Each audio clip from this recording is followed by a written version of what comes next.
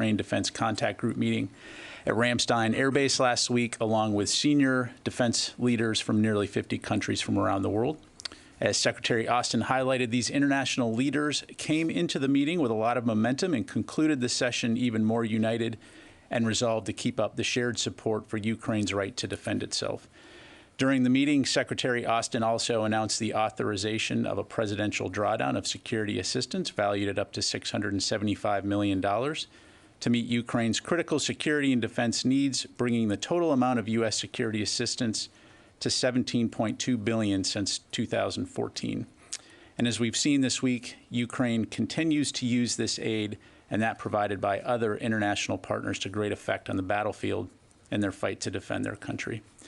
Separately, I want to highlight a couple of operations-related items. The Department of Defense is in support of the U.S. Agency for International Development's efforts to provide assistance to Pakistan in the wake of massive flooding and the humanitarian assistance crisis there. And our condolences certainly go out to those who've been impacted by this terrible natural disaster. To date, the DOD has supported the U.S. government's USAID-led response by providing critical airlift and staging support. U.S. Air Force C-17 and C-130 aircraft assigned to U.S. Air Force's Central Command have so far flown 10 missions into Pakistan, delivering over 1 million pounds of critical humanitarian supplies and equipment to aid the Pakistani people. And we expect this pace to continue over the next several days. Humanitarian relief supplies being transported include emergency food, drinking water, sanitation supplies and equipment, portable shelters, bedding, hygiene supplies, and kitchen sets. Also on the DOD operations and exercise front, the North American Aerospace Defense Command and U.S. Northern Command are conducting Operation Noble Defender this week from September 12th through the 14th over Alaska and Canada's Northwest Territories. This iteration of Noble Defender is a long-planned Arctic operation that will demonstrate the ability of Canadian and U.S. forces to integrate with defense and security partners for a holistic 360-degree defense of North America. This exercise has been conducted quarterly since 2019. During the operation, NORAD aircraft, in partnership with U.S. Strategic Command, will conduct defensive maneuvers to demonstrate the ability to rapidly deploy military assets and conduct operations in defense of North America's northern and western approaches. In addition, UNITAS 63 began last week in Rio de Janeiro.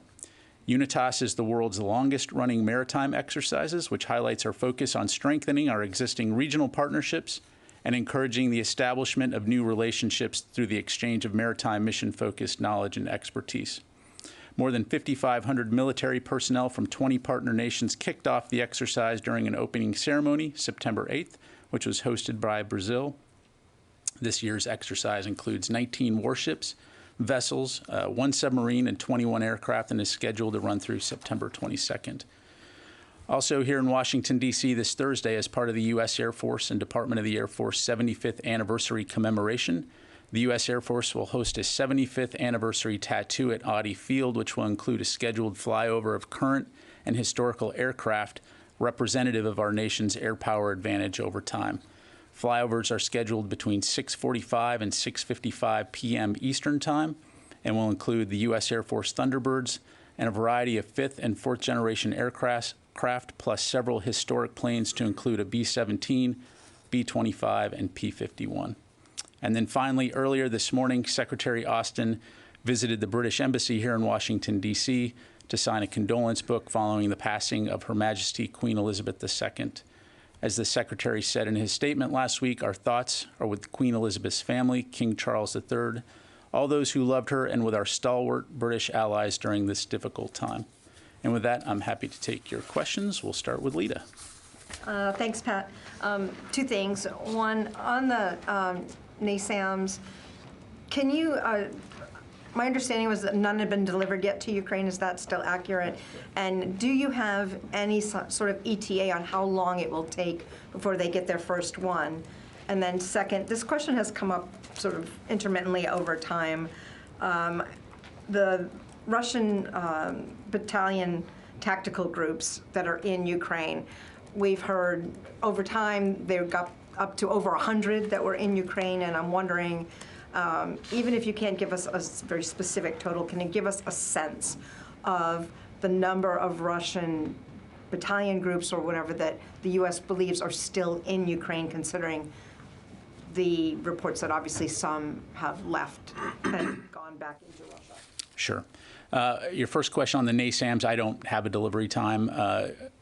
As part of the USAI process, working with industry to have them manufacture that capability and provide it to Ukraine. So certainly we'll keep you updated on that front.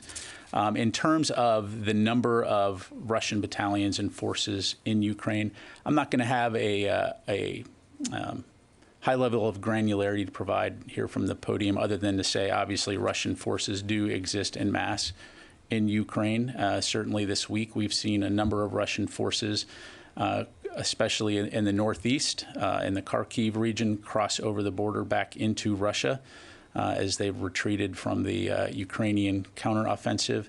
But in terms of specific numbers, I'm not going to be able to provide that. Well, on the NASAMS, do you have a sense that, is this 3 years down the road, or is it maybe sometime, even a general idea? Yeah, I don't want to put a timeline on it. I know that it is certainly a priority, but I don't want to put a timeline on it. Thank you. Idris. Did you see any evidence that Russia has now used Iranian drones in Ukraine?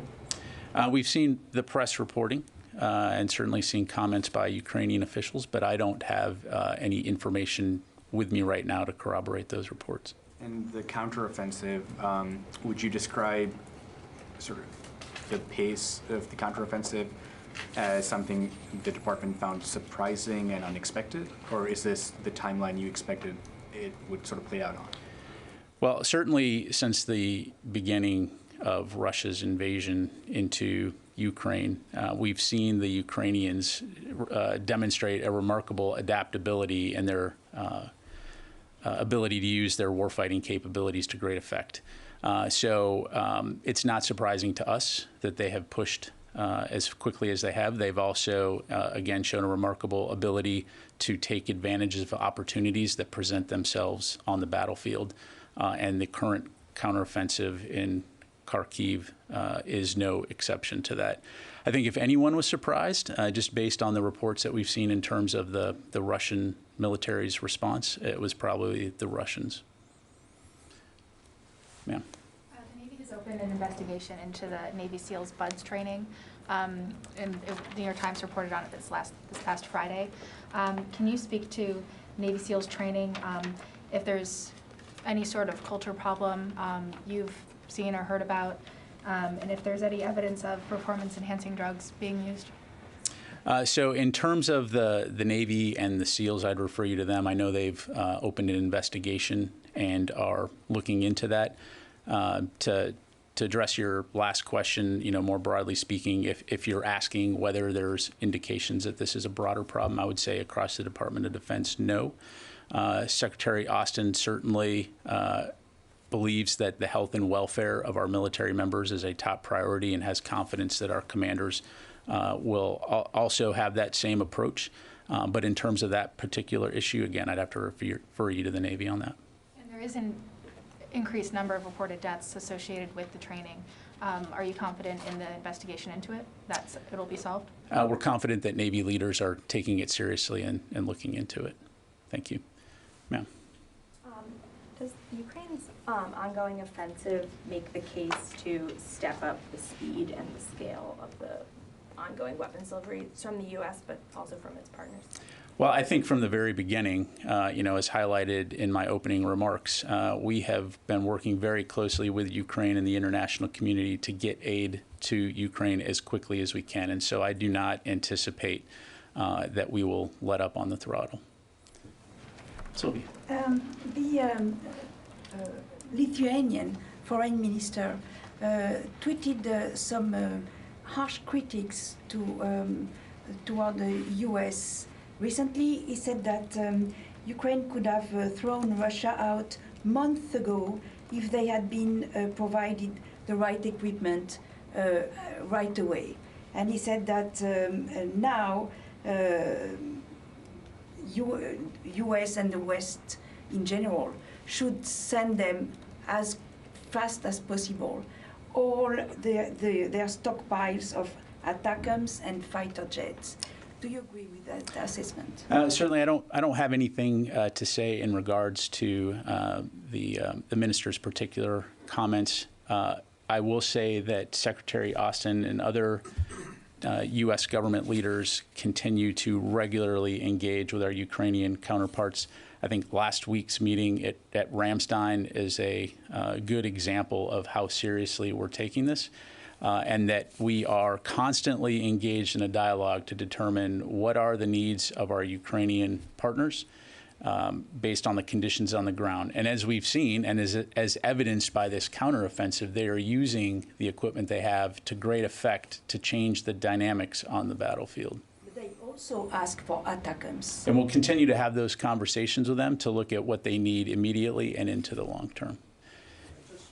Yeah, go ahead, Jim. Fall on that a little bit. So it's been 6 months since these weapons shipments have been going in.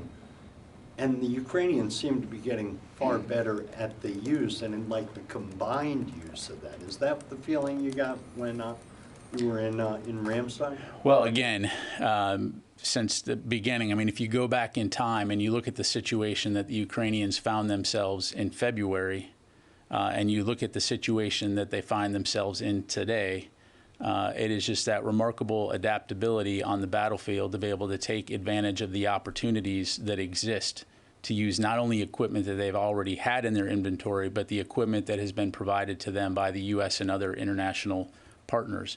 And so it is very evident that they continue to figure out ways to fight and to do it well.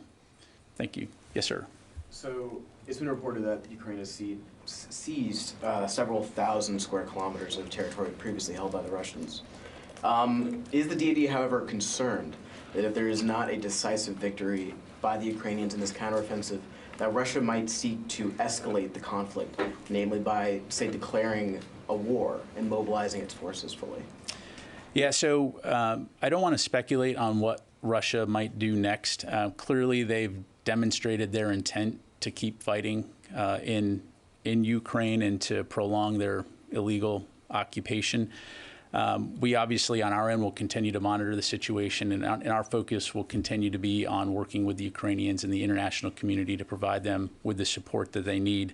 But I will highlight that it is, that President Putin could de-escalate the situation tomorrow by withdrawing Russian forces. But as long as that doesn't happen, we'll continue to stand behind Ukraine. And just one small follow-up on the aid shipment that was discussed.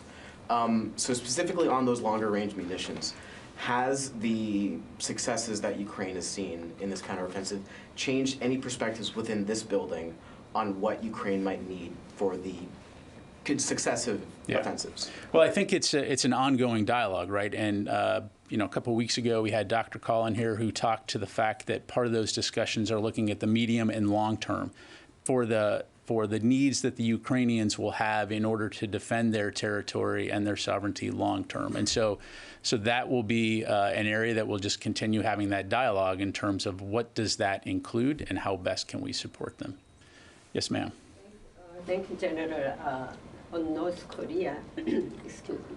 North Korean leader Kim Jong-un adopted the nuclear force policy as decree. And he also declared that he would never give up their nuclear weapons and that he could use a preemptive nuclear strike against the United States and its allies. Do you think the United States and its allies, South Korea, prepared for the preemptive nuclear strike against North Korea in case of an emergency? Sure.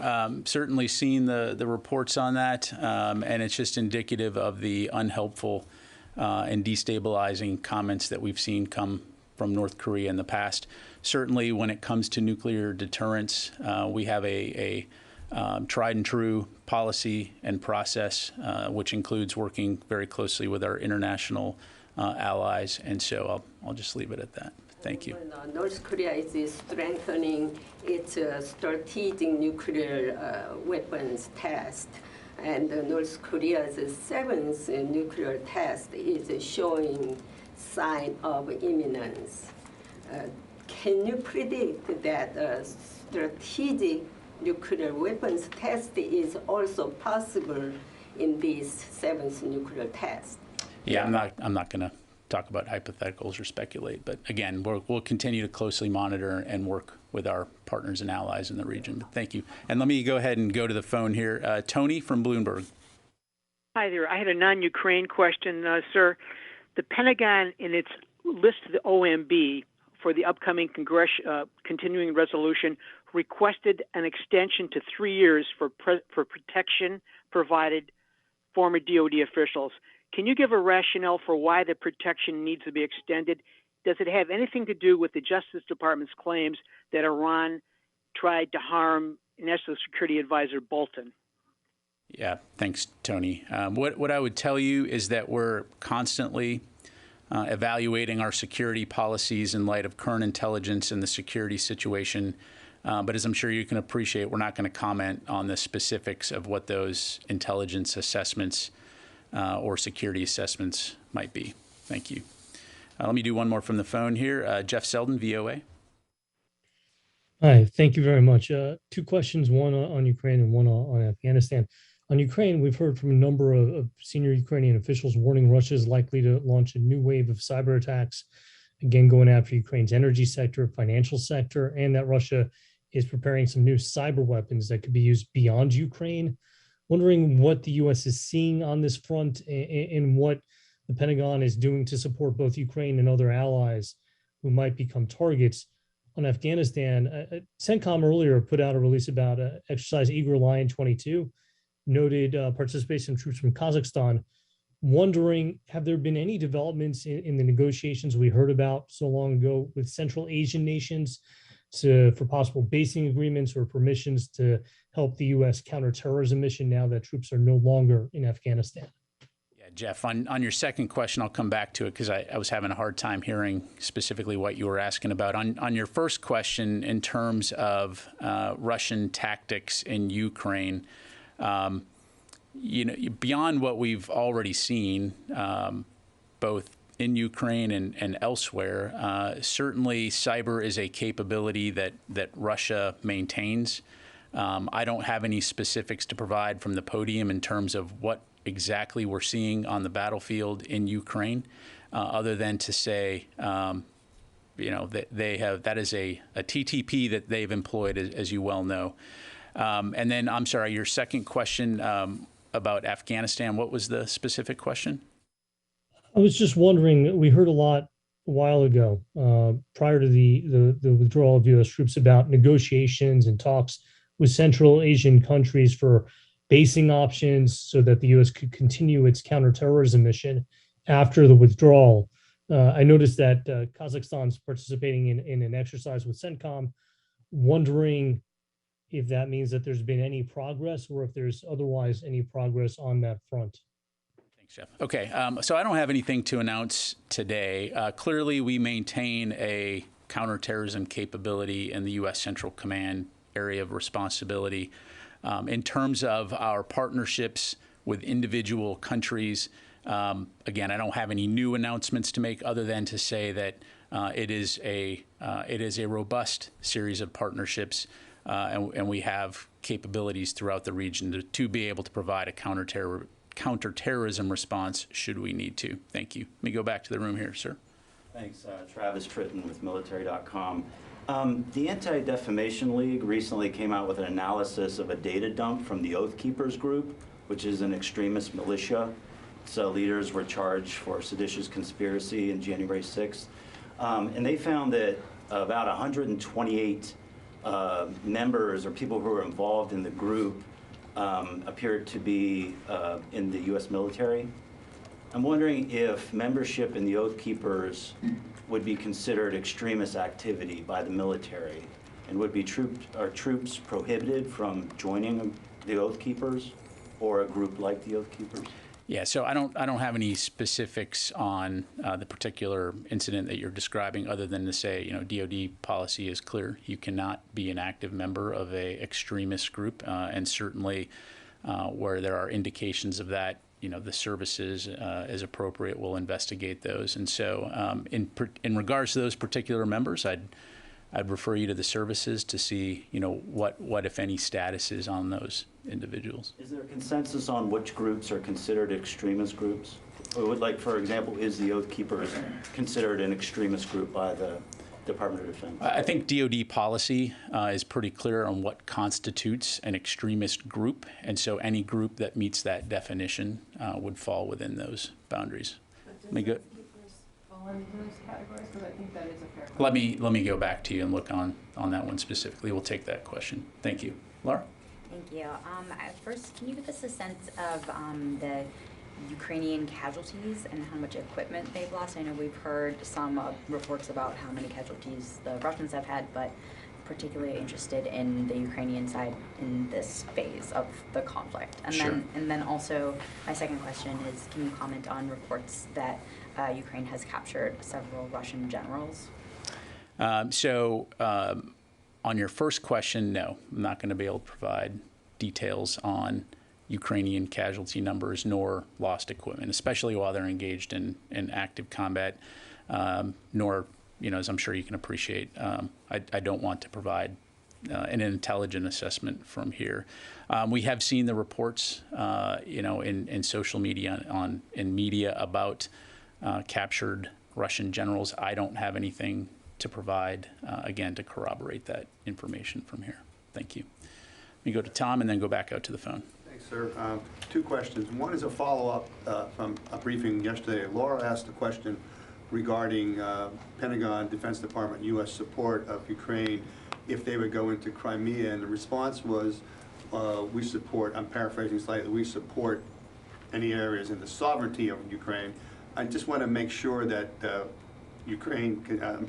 Crimea is considered sovereign Ukraine. Well, again, yeah, so, Crimea was part of Ukraine that was invaded by Russia back in 2014, so certainly Crimea is part of Ukraine. I thought so, and I just wanted to make sure, because that's what had been said before, so thanks for that clarification. My primary question is also off Ukraine. What's the level of concern or flummoxing, or whatever word you'd like, among defense officials as to how Prime Minister Modi of India seems to be trending to become the Erdogan of South Asia? I don't have a comment on that, Tom. We have a very close partnership and relationship, defense relationship with India. We obviously will continue to work with India and further develop that relationship, but they participated in war games with Russia and China, which seems a little bit troubling to some people. Again, India is a sovereign nation. They can make their own decisions in terms of who they're going to conduct exercises with. Certainly, we have appreciated our partnership with India in the region. They're an important partner, as you know, and we'll continue to work closely with them. Thanks, Tom. Yes, all right, we've got time for a couple more. Yes, sir. Thank you. The Japanese Ministry of Defense announced that the Japanese Defense Minister Hamada will meet the Secretary Austin at the Pentagon tomorrow. So could you tell us a little bit about the agenda of the meeting? Will they discuss the response to the potential contingency in the Taiwan Strait? Sure. The Secretary looks forward to welcoming the Minister to the Pentagon tomorrow. We look forward to a very fruitful discussion, and we'll provide a readout afterwards, but I don't have any previews to provide from here. Let me do two more. Let me go to Oren and then to Tara. Over the course of the past 6 months, we've seen on occasion a reshuffling of Russian military leadership in Ukraine. For example, General Alexander Dvornikov was made the theater commander a couple months ago, give or take. I was wondering, first, is he still the theater commander? And second, have you seen continued or more reshuffling of leadership as Russia tries to figure it out or improve its battlefield success or tactics? Yeah, thanks, Oren. So as I'm sure you can appreciate, I'm not going to discuss the chain of command of Ukraine here. I think that's really more appropriate for Russia. Same thing. I'd refer you to Russia to talk about their military and their staff and how they choose to organize. But thank you. Okay, Tara? Thank you. If Ukraine maintains this kind of shift in momentum and stays on the offensive, does that change the equation as to what types of weapons the U.S. might offer in future rounds? And what types of weapons would that maybe expand to? Yeah, so, I'm not going to speculate, but certainly we will continue to have that open dialogue with Ukraine in terms of what their needs are. And so certainly I don't think it's unreasonable to think that as the situation on the ground changes, and on that point, Ukraine has made some progress, but there's still a very tough fight and a tough fight ahead. So I think we also need to keep that in mind. But to answer your question, I think it is reasonable over time to continue as we have that dialogue to hear what their needs are, to work with the international community, because again, it's not just the U.S. that's providing assistance, to make sure that they have what they need, not only in the immediate term, but also the middle and the long term. So, give us a sense of what types of weapons that might include. Would that, possibly tanks, or what other types of weapons? Again, I don't want to do that from the podium right now, other than to say that will be an area for continued dialogue. And as we have updates, we'll make sure to provide those. So, okay, you know what? Let me take a few more. All right. Okay, let me go to Louis, and then we'll go to the back of the room here. Louis. Thank you, sir. Can you confirm that the United States held tabletop exercises with the Ukrainian military about this counteroffensive over the summer, and provided some input about what would work, what would not work?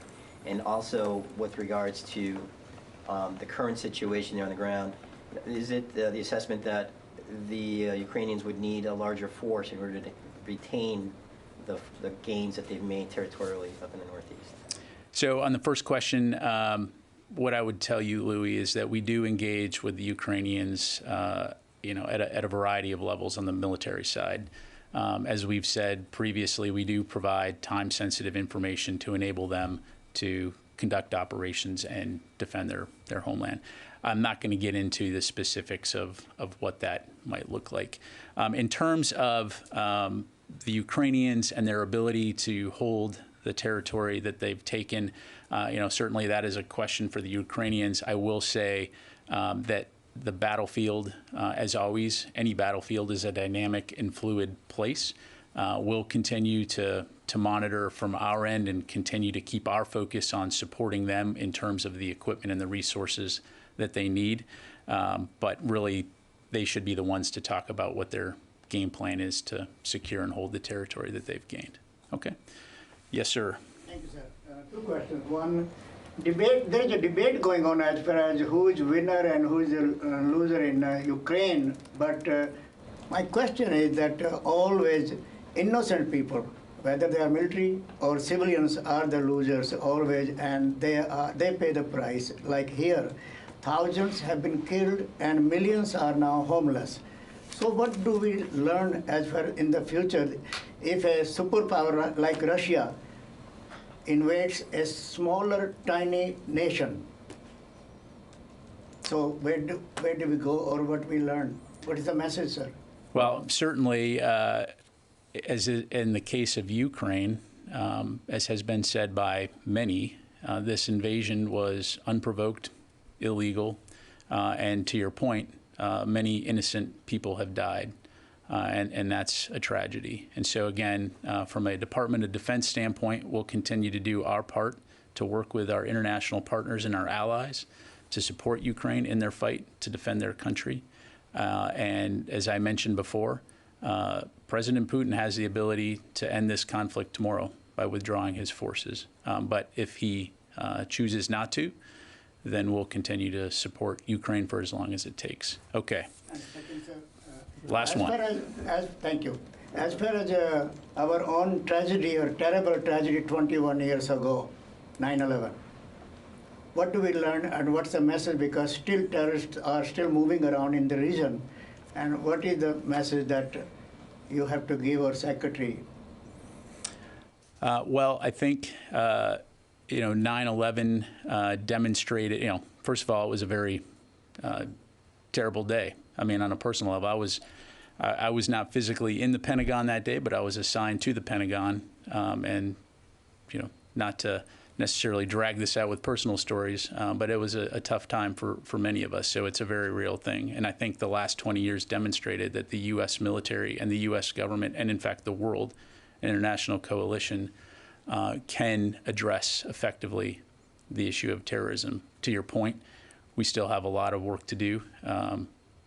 History tells you that that terrorism isn't going to go away. But I do think that over that time, as someone who grew up in the U.S. military during that time, we've developed a counterterrorism capability that's second to none. And if there's a threat against the U.S. people, our partners or our allies, we will find you and we will eliminate you. So we will continue to take counterterrorism very seriously. Okay. Thank you very much, everybody. On that note, I hope you have a fantastic rest of your day.